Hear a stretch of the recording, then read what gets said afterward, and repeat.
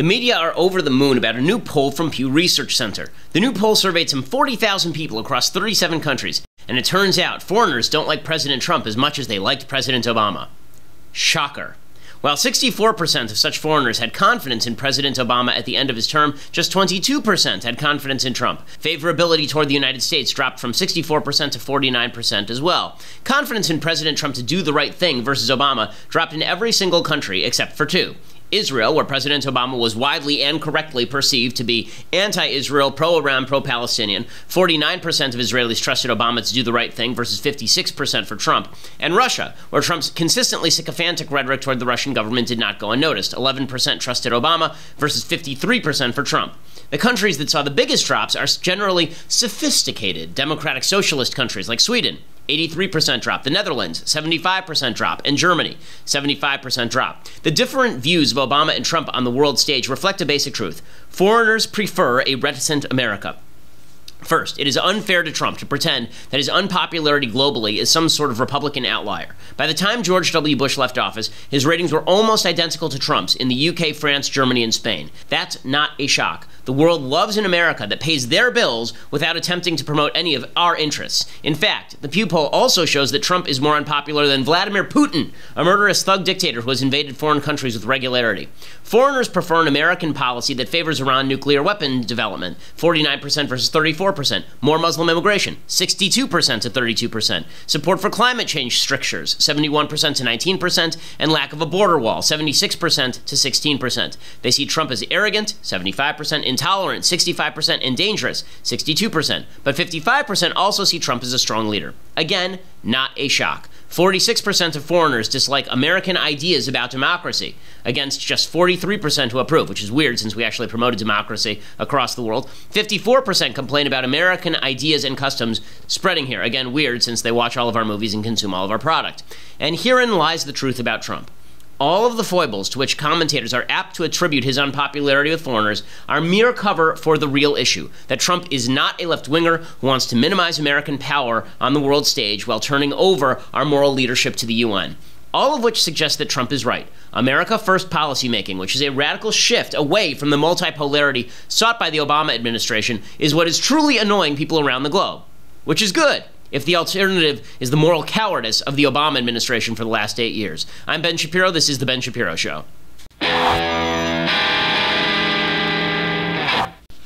So, dude, CNN is having a rough week, and we're going to get into it. Plus, we're going to break down Trumpcare. We're going to talk about what exactly the Congressional Budget Office had to say about it yesterday. Plus, we're going to deconstruct the culture. So, jam-packed show coming up for you. Before we do that, I want to say thank you to our sponsors over at Boll & Branch. So, as I frequently say on the program, I am not good at sleeping. I'm good at many things. Sleeping is not one of them. I tend to sleep lightly. I don't tend to sleep well. And that's why I really need great sheets. And that is where Boll & Branch comes in. B-O-L-L and Branch. So Boll & Branch is the best sheets I've ever slept on, bar none. I've gone out and bought several sheets for myself, you know, just because they're so good. I can't sleep on other sheets now. We literally threw out our other sheets because Boll & Branch are so comfortable. Boll & Branch sheets are super comfortable. They breathe. You don't know what it's like to sleep on a really nice sheet until you do. And Boll & Branch does that. They sell exclusively online, so you're not paying expensive retail markup, half the price, twice the quality. They are crafted from 100% organic cotton. They also look terrific. This is why they have thousands of 5-star reviews. If you go to bollandbranch.com today, you get $50 off your first set of sheets plus free shipping when you use that promo code Ben. So you go to Boll & Branch, B-O-L-L, and branch.com. Use the promo code Ben. Again, that's bollandbranch.com, promo code Ben. It's not just that they are soft as sheets, they are breathable, they keep you cool at night, but warm enough. I mean, they're fantastic. I can't speak highly enough of these sheets. They're really fantastic. Bollandbranch.com today. $50 off your first set of sheets, plus free shipping when you use the promo code Ben. Plus, use that promo code Ben so that they know that we sent you as they are advertisers on the program. Okay, so we begin with what is hilarious video. James O'Keefe, who is constantly ripped by the news media because they don't like that he goes undercover to do his journalism. He was originally responsible for breaking Acorn, the community organizing organization responsible for pushing left-wing agenda. James O'Keefe has now dropped a video of CNN senior producer John Bonifield. John Bonifield, I guess he's a senior health producer or something, but he's a senior producer talking candidly about CNN's treatment of the Trump administration generally and Trump-Russia collusion allegations specifically, and it's just spectacular stuff. Here's from James O'Keefe's Project Veritas, CNN producer John Bonifeld, basically acknowledging and agreeing that all of our preconceptions about CNN's bias and their agenda are exactly right. So you believe like the Russia thing's a little crazy, right? Even if Russia was trying to swing an election, we try to swing their elections. We're in our CIA and doing it all the time. Like, we're out there trying to manipulate governments. Like, you win because you know the game and you play it right. She didn't play it right. Then why is CNN constantly like Russia this, Russia that? Because it's ratings. Because it's ratings? Our ratings are incredible right now. But honestly, you think the whole Russia is just like bullshit? Could be bullshit. I mean, it's mostly bullshit right now. Like, we don't have any big giant proof. I just feel like they don't really have it, but they want to keep digging. Mm-hmm. And so I think the president is probably right to say, like, look, you are witch hunting me. Like, you have no smoking gun, you have no real proof. And the CEO of CNN said in our internal meeting, he said, good job everybody covering the climate accords, but we're done with it, let's get back to Russia. Okay, so he's saying a bunch of things here that we already knew. Number one, CNN is focusing on Russia for the ratings, which is obvious. I mean, they focused on Malaysian flight MH370 for like 3 years and had Don Lemon talking about black holes opening up in the sky to eat flights, because Don Lemon doesn't know anything. So it's not a shock that they've been focusing on Russia. And this is true, right? It doesn't matter what's going on in the news. If you turn over to CNN, what you get is Trump Russia. And the reason is because CNN has been providing wish fulfillment for the far left for months now. The wish fulfillment is that Trump is going to get caught colluding with Russia. He'll somehow be ousted. As Sally Cohn says, we'll have a special election, then Hillary Clinton will be president. Okay, that's what CNN has been doing for literally months. This has been their agenda. It has raised their ratings. When there actually is news to break, then CNN's ratings are good. When there's no news to break and they're just spouting about Russia still, then there's not, like tonight, I think, CNN is supposed to be running a special about Trump, Russia, the big story. And there's nothing there. There's nothing there. And Bonifeld is honest enough to admit that, although he probably wouldn't have admitted it if he knew he was on tape. When he says that Jeff Zucker, the head of CNN, told all the producers that when they were covering the Paris Climate Accords and Trump's pullout from them, they should get back to talking Russia because he wants the ratings. Again, this is just confirmation of what we already knew. Bonifeld also said that if CNN had treated Obama like this, it wouldn't have gone over well at all because obviously their fans tend to like Obama, whereas they hate Trump, and so they have been wildly dishonest in how they've covered Trump. It's all true, okay? Everything that Bonifeld is saying is true, and all of it confirms what we already knew about CNN, which is that they are biasing their journalism in order to target President Trump, and he is right that they are on President Trump is right that they are on a witch hunt. Now, that wasn't the only bad story for CNN last night. So CNN also fired 3 journalists responsible for a single-sourced anonymous story that they broke at CNN.com. They were accusing Trump associate Anthony Scaramucci of being investigated by the Senate Intelligence Committee for contact with a Russian bank a few days before the inauguration. CNN ended up retracting the story and firing the 3 journalists responsible for the story. Naturally, as my friend John Nolte points out, CNN also added that it's possible, quote, the facts of the story weren't necessarily wrong. So this is the Dan Rather approach. We're going to retract the story. We're going to fire the guy responsible, but it's possible that the facts were still correct. Okay, again, just the evidence of CNN's bias. So this, of course, sets off President Trump, and President Trump promptly tweets, quote, fake news CNN is looking at big management changes now that they got caught falsely pushing their phony Russian stories. Ratings way down. Well, the first half is true. The second half is not. The ratings are not way down. The ratings are actually way up because of all the conspiratorial bullcrap. It would be better if the ratings were down because of all the conspiratorial bullcrap, but they aren't. And then he says, wow, CNN had to retract big story on Russia with 3 employees forced to resign. What about all the other phony stories they do? Fake news. Again, totally fair. And then he said, you know, fake news this, fake news that, fake news. What about the Washington Post and the New York Times and ABC and NBC and CBS, right? So all of this, there is truth to this, obviously. CNN, it has biases. They refuse to acknowledge their biases. It's one of the more annoying things about CNN. If they just said, listen, we're a left-wing outlet like MSNBC, like no one cares that MSNBC covers Russia incessantly because MSNBC is openly to the left. I mean, they're leaning forward, right? CNN pretends it's objective, which is why CNN is the easiest whipping boy in the media business. And I will say that CNN did more than for example, the Trump administration has done when people in the administration have lied. They actually fired people forthwith. When this story came out, they fired 3 reporters. Now, does this mean that they're suddenly great at their jobs? No, but that's at least a form of accountability. Naturally, Fox News jumped on this as well, jumped on all of this. Tucker Carlson ripped CNN, said they're a propaganda organization. Again, this is mostly right.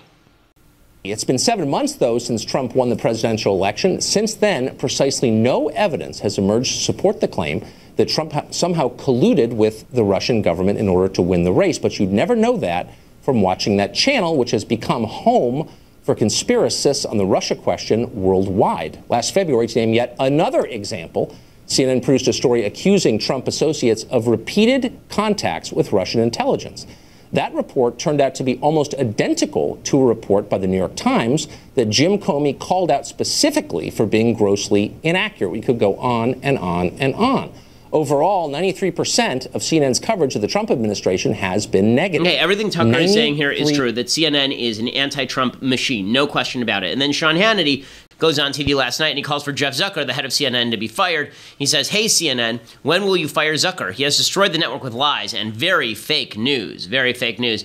Now, again, I think that Sean calling for Zucker to be fired over the coverage at CNN is a mistake for Sean. I mean, I defended Sean over the Seth Rich stuff, not because I thought he was right on it, but because I don't like these kind of astroturfed boycotts where people end up losing their jobs because they don't like the way that somebody is covering the news. And here is Sean calling for Jeff Zucker to be fired over his coverage of the news. Again, I just, the hypocrisy is a little much for me. But is all this criticism of CNN fair? Absolutely, it's fair. But I do want to discuss whether the term fake news is useful or not anymore, because I'm not sure that it is useful. So when fake news was originally coined, the term fake news was originally coined, what it meant was a story that was outright false. So, for example, that piece that CNN retracted, that was actual fake news, right? That was a piece of fake news. CNN's Russia collusion stuff, when they actually try to aver that there is collusion or evidence thereof, that is fake news. It is not fake news when they report a specific story about a Trump associate who had a contact with Russians and then it's verified. Right? It's not a fake story when CNN reports about what Trump said to Sergei Kislyak in the Oval Office. Right? That is not fake news. So we have to distinguish 2 types of news that people don't like. One type of news is news that is just the facts are wrong, right? That's actual fake news. We don't like those are real fake news. And then there are stories where we don't like the angle the news is taking. We don't like the bias that's being infused into the news. And this is where I find trouble because, you know, President Trump, he's out there saying all these networks are quote unquote fake news, fake news. If you conflate these 2 categories, you make it so that it is impossible to have a common basis of fact for any sort of political conversation. So when he says CNN is fake news, I don't think that's right. I don't. I think that CNN is a wildly left news outlet that biases their coverage in tremendous ways. I don't think that's quote-unquote fake news. You can say it's fake objective news, right? That's true. You can say it's non-objective news. That's true. But when you just say it's fake news, like everything you see on CNN is false, that's not true. And this is coming from a guy who went on CNN in 2014 and said if Hamas could design a propaganda network, it would look a lot like CNN. This is in the middle of the Gaza war. So it's not like I have any great love and honor for CNN. I mean, for God's sake, I basically destroyed one of their main hosts on their show, right? I mean, I took Piers Morgan and destroyed him on CNN. And I've ripped CNN on CNN multiple times. So this is not about defending CNN. This is about, as the American public, how do we know what information we can trust and what information we can't? We sort of have the Vizzini problem. You remember from Princess Bride, where Vizzini gets into a battle of wits with Wesley, and Vizzini has Wesley takes iocane powder and supposedly he puts it in one of the 2 cups, and then Vizzini, who's the cleverest man alive according to Vizzini, has to try and outwit him. And so he does the whole, I'm not a great fool, so I can clearly not choose the wine in front of you, but you must have known I was not a great fool, so you would have counted on it, so I can clearly not choose the wine in front of me. Right? You remember that whole routine? What happens when President Trump routinely says things that are not true, or Sean Hannity says things about Seth Rich that are unverified? I mean, last night, Sean Hannity was still on Twitter saying he's still investigating the Seth Rich thing, which is, you know, come on. I mean, really, like, enough already. Like, you have no new evidence. You talk about Trump-Russia collusion has no evidence. You have no evidence on the Seth Rich stuff, but you're still pursuing it and then claiming conspiracy theories on the other side. This is just about a little bit of intellectual honesty, folks. If you can't trust Trump, and you can't trust Fox, and you can't trust CNN, then who can you trust? And I'm not suggesting that you can trust me, by the way, to be unbiased, because I'm pretty open about my biases. I'm conservative, right? I'm conservative. That means that my coverage of the news is going to be infused with a certain level of conservative bias, for sure. But it is a mistake to label every single mainstream media outlet fake news as President Trump does, because it actually blows back on Trump. The next time CNN reports something that is true and Trump calls it fake news, Trump looks like a liar. He's right. He is right that all of these outlets are biased against him. He is right that they attack him in a way they never would have attacked President Obama. And I am glad that President Trump goes up against the media all the time. In my book, Bullies, I said this is exactly what politicians should do. But the point in Bullies was that you should go after these outlets when they lie. You shouldn't just label the entire outlet completely uncredible and suggest that everything that they report is false, because that's not actually true. Like, if you're going to defeat lies, you have to do it with truth. You can't, and if you're going to defeat bias, you have to do it by calling out the bias. You can't defeat bias by just saying that everything that somebody says that is biased is complete fake news and all lies and garbage. Right? Well, right now what we have is Trump attacks combined with the media's drooling preoccupation with getting Trump. It ends up polarizing the narrative. Right now, I'm telling you, because this is the world I live in, right now, people on the right will not believe a word that comes from CNN or the New York Times or the Washington Post, even though all of their favorite websites, Breitbart, I used to work there, right? I was editor-at-large there for 4 years. I was deeply involved in editorial for 2 of those 4 years. Breitbart, which is a very pro-Trump website, obviously, they rip half their news from the mainstream media at least, okay? The notion that Breitbart is doing original reporting is not true. I mean, they do some original reporting, but the bulk of what they cover is a Breitbart angle on a news story that has been previously reported by CNN or the New York Times. The same thing is true in talk radio. And everybody in talk radio will acknowledge this, right? I mean, the fact is that when you listen to Rush, when you listen to Sean, half of Sean's coverage on his radio show is him reading an AP story and then deconstructing the AP story, trying to get to the facts. So pretending that all of the news is fake is just not true. And what you end up with is this bizarre situation where people on the right will only trust Fox News and people on the left will only trust CNN. And if they hear that something happened on Fox News, they go, oh, it's complete crap. Benghazi is a perfect example. Fox News was leading the charge in terms of uncovering material about Benghazi, and the left just said, oh, it's Fox News, who cares? And then the right does the same thing with CNN. Every time there's a story bad for Trump, they say, oh, it's just CNN, who cares? I want to talk about what we should do to defeat all of this, how you can watch the news and get more out of it. But first, I want to say thank you to our sponsors over at the U.S. Concealed Carry Association. So if you are somebody who wants to buy a gun or has a gun and lacks training, or you're afraid that you may become involved in a situation where, God forbid, somebody breaks in your house, you have to shoot them in self-defense, and then the police arrest you, that's what USCCA is for. They educate you, they train you, they make sure that you are legally and financially protected for after you pull the trigger, because it doesn't matter whether you're right or wrong, it's very possible you end up in the legal system anyway. And one of the things they're doing right now that is super cool is they're making sure that if you don't have a way to defend yourself, or if you just want a better way to defend yourself, you have 5 opportunities right now to win $1,776 for guns and ammo of your choice in honor of July 4th, right, 1776. They are going to give you $1,776 for the guns and ammo of your choice if you go and you have a chance to win that. If you go and register at defendmyfamilynow.com, defendmyfamilynow.com, you get 5 big chances to win $1,776 for any guns and ammo of your choice. Again, that's defendmyfamilynow.com for your free shot at that money. You have to hurry. It's not going to last long, obviously. July 4th is just around the corner. Defendmyfamilynow.com. Right now, you get your big 5 chances to win $1,776 for the guns and ammo of your choice. You should register there anyway because, again, they have all of these resources for gun training and protection against legal liability and all the rest of it. It's a great organization. They're doing the stuff that gun owners need, and they're making sure that more people they're making sure that more people know how to protect themselves and are capable of doing so legally when the time, if God forbid, the time comes that you actually have to use the weapon against somebody. That's the USCCA, and go to defendmyfamilynow.com. Okay, so here's how I want to boil down all of this media debate. And again, CNN is what they are. They're a wildly biased anti-right network masquerading as an objective news source, sometimes running stories without proper substantiation that they then have to back off of. But to pretend that every piece of CNN coverage is a lie is not true, just as for the left to pretend during the Obama years that everything coming out of Fox News was not true. Here are some basic truths. There are only 3 of them, so you can handle this. We're all capable of handling this, okay? All journalists are biased. All of them, even if they won't admit it. Okay, there's some who try harder to keep their own biases out of the news. I think that there are people who are widely hated on the right and widely hated on the left. I think Bret Baier does a good job of trying to keep his biases out of the news. I think on the left, Jake Tapper's clearly the left. I think Tapper does a better job than most of trying to keep his biases out of the news, although Jake obviously has his own biases. But all journalists are biased, okay? And anyone who pretends not is lying to you. Second, either the facts of a story are factual or they are not. Okay, there's two parts to every story. There's the fact and there's the opinion. And you have to become kind of sophisticated in how you look at the news. This is why you listen to or watch shows like this, so that we can break down a story and explain to you what is opinion from what is fact, what is actually being said in the news story, and what is the news media getting out ahead of themselves, right? The facts of a story are either factual, however, or they are not. The bias of a journalist may impact how the facts are presented, but it doesn't automatically discredit the facts that are presented. So if CNN covers the Trump-Russia stuff and then draws a conclusion that there's collusion, and the conclusion is wrong, that doesn't discredit the underlying facts upon which they are reporting. Maybe their conclusion is wrong because they're biased. Maybe the way they're reporting the story is wrong because they're biased. But that doesn't necessarily mean that the underlying facts are wrong. The same is true on the right.